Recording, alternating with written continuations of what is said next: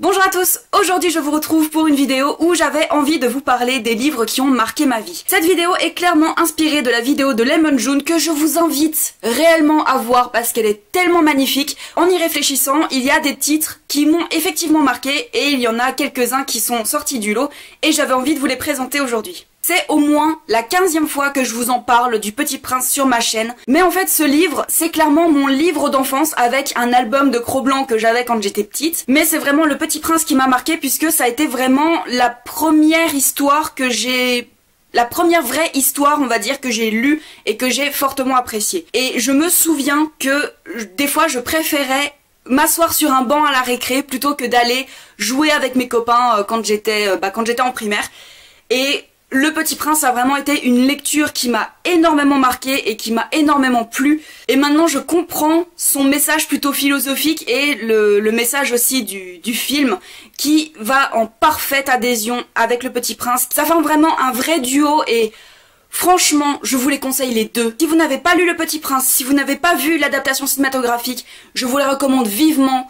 Ça ne peut que vous faire retomber en enfance. Ensuite, je ne pouvais pas parler des lectures qui m'ont marqué, les lectures qui ont marqué ma vie, sans vous parler, évidemment, de Harry Potter. Je fais partie de cette génération qui a découvert la lecture avec Harry Potter, en tout cas la lecture intensive, puisque quand j'ai découvert Harry Potter, je ne pouvais lire que ça, et j'attendais chaque tome avec impatience et je savais que mes parents allaient me l'acheter le jour de la sortie parce que de toute façon j'allais criser si je ne l'avais pas le jour de la sortie. Mais Harry Potter, c'est une histoire qui m'a fait voyager, c'est une histoire qui me fait encore voyager de par les films ou de par les livres. C'est une histoire qui m'a vraiment emportée dans des aventures que j'aurais jamais pu imaginer lire. Et il y a tellement de messages dans Harry Potter et je pense notamment à l'un d'entre eux, c'est ne pas se fier aux apparences. Parce que des personnes qui paraissent gentilles peuvent totalement être méchantes et vice versa. Je pense que c'est grâce à Harry Potter que j'ai appris en fait à voir la nuance de chaque situation, de voir le côté positif et le côté négatif, et j'essaye toujours de voir les deux côtés de la pièce et d'accepter les deux côtés de la pièce, parce que je trouve que c'est hyper important de ne pas se fier juste aux apparences et d'essayer de connaître un petit peu plus la personne et de ne pas la juger. Je ne veux pas reproduire en fait ce que j'ai fait à Rogue, et je pense que c'est ça qui m'a appris justement à voir les deux côtés de la pièce et de ne pas juger trop vite, et aussi que la littérature jeunesse, ce n'est pas que pour la jeunesse. La littérature jeunesse peut porter énormément de messages et des messages ultra importants pour la jeunesse. Et c'est aussi Harry Potter qui m'a fait dire qu'on peut tous devenir lecteurs, il suffit juste de trouver le livre. Ensuite, j'aimerais vous parler de La Ferme des Animaux de George Orwell, qui est un livre que j'ai lu pendant un été où je devais passer de la seconde en première L. Donc c'était une lecture conseillée et recommandée dans une liste de lecture que ma prof de français nous avait donnée juste avant l'été. La Ferme des Animaux commence avec la révolte des animaux qui en peuvent plus de ce fermier qui n'arrête pas de les épuiser au travail, et du coup il décide de se révolter et de chasser le fermier de sa propriété, et il décide de créer un nouvel ordre, une nouvelle société pour que les animaux vivent tous égaux, mais ça va très vite dégénérer. La Ferme des Animaux, je suis vraiment heureuse de l'avoir lu lorsque j'étais si jeune, entre guillemets, puisque je devais avoir 15-16 ans. J'ai vraiment bien fait de le lire à cette époque parce que ça m'a permis de me poser énormément de questions, plus au niveau politique. Je suis pas une fille politisée et ça m'a permis de me poser énormément de questions justement sur le pouvoir, puisque de base les animaux voulaient créer un nouvel ordre où les animaux sont tous égaux, mais petit à petit, il va se poser énormément de questions, il va se poser énormément de problèmes, qui fait que ce nouvel ordre ne va pas être aussi beau que ce que les animaux auraient voulu avoir. Ce livre m'a permis de voir un petit peu ce qu'était le pouvoir, ce que ça engendrait en fait comme problème. Je vous avoue que je ne l'ai plus lu depuis, mais c'est une lecture que je garde parce que il me rappelle toujours, comme avec Harry Potter, de toujours voir les deux facettes de quelque chose, le côté bien et le côté mauvais. Un autre livre que je vais mettre dans ma catégorie jeune adulte, il s'agit de La Voleuse de livres de Marcus Zusak, publié aux éditions Pocket, et je sais qu'il existe maintenant chez Pocket Jeunesse. Ce livre ne m'a pas énormément apporté de messages en fait, c'est À part la tolérance évidemment, puisque ce livre se déroule pendant la Seconde Guerre mondiale, enfin un peu avant la Seconde Guerre mondiale, pendant la montée en puissance d'Hitler, où nous allons suivre Liesel qui est une fille de communiste, donc sa mère va décider de l'abandonner, entre guillemets, dans une famille vraiment allemande, pour qu'elle se fasse passer pour une petite fille allemande, et Liesel va être attirée par la lecture, et elle va avoir la fâcheuse manie de voler des livres. Un des messages de ce livre évidemment c'est que la littérature libère, que l'écriture libère les esprits et les émotions, mais j'ai décidé de le mettre dans cette vidéo tout simplement parce que je pense que c'est l'un des livres les plus aboutis que j'ai lus de ma vie. J'ai été transportée par le style de l'auteur, les personnages sont attachants, on voit là aussi les deux facettes de la pièce, n'est-ce pas? Et il y a des passages de ce livre qui m'ont véritablement marqué, et je sais pas s'il y a beaucoup de personnes qui ont lu La voleuse de livres, mais l'un des passages qui m'a le plus marqué, c'est le match de boxe imaginé par Max avec Hitler.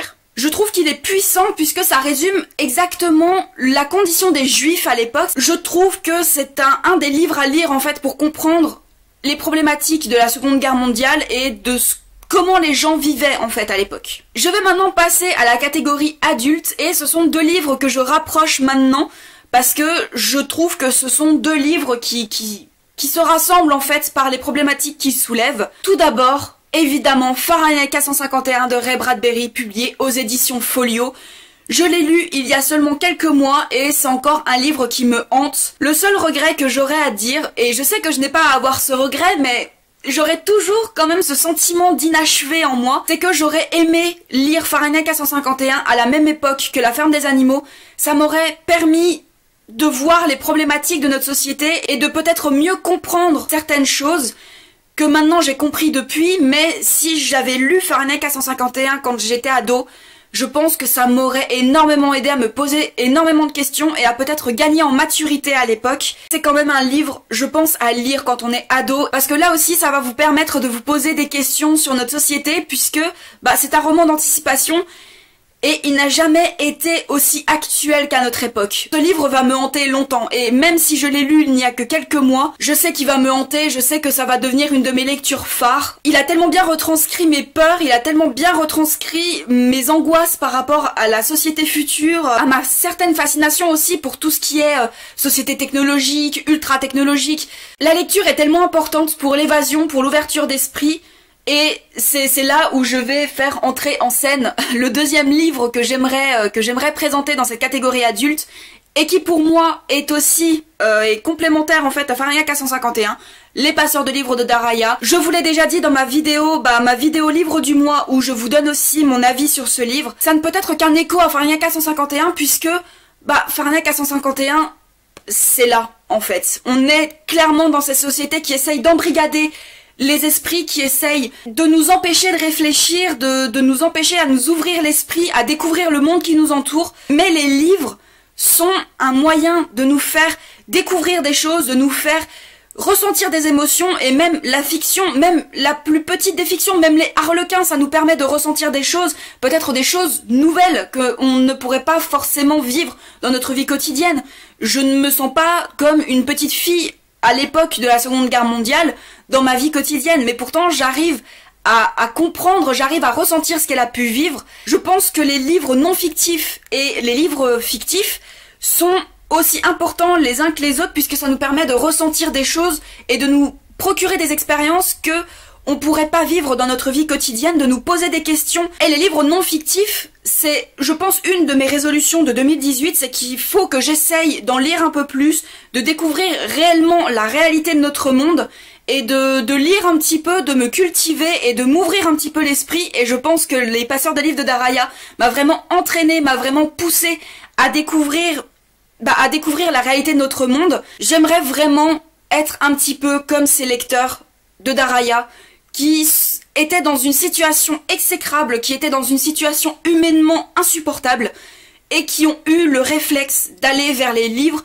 pour en découvrir un peu plus, pour comprendre un petit peu plus le monde qui les entoure, et de communiquer cette connaissance à d'autres, pour que la connaissance ne se perde pas. À partir du moment où ils nous transportent, à partir du moment où ils nous font ressentir des émotions, à partir du moment où ils nous font poser des questions sur le monde, c'est qu'ils ont été importants dans notre vie. J'ai redécouvert cette curiosité du monde, j'ai redécouvert cette passion pour découvrir le monde, pour le comprendre et pour le décrypter, rien qu'avec ce livre qui fait même pas 300 pages. Cette vidéo est maintenant terminée et j'espère qu'elle vous aura plu. Si vous avez vous-même des livres qui vous ont marqué, qui ont marqué votre vie, qui ont marqué votre réflexion peut-être, ou qui ont marqué tout simplement des émotions tellement fortes en vous que vous pourrez jamais oublier cette lecture, mettez-le moi en commentaire. Je vous souhaite une très bonne journée, de très bonnes fêtes et de très belles aventures au pays des pages.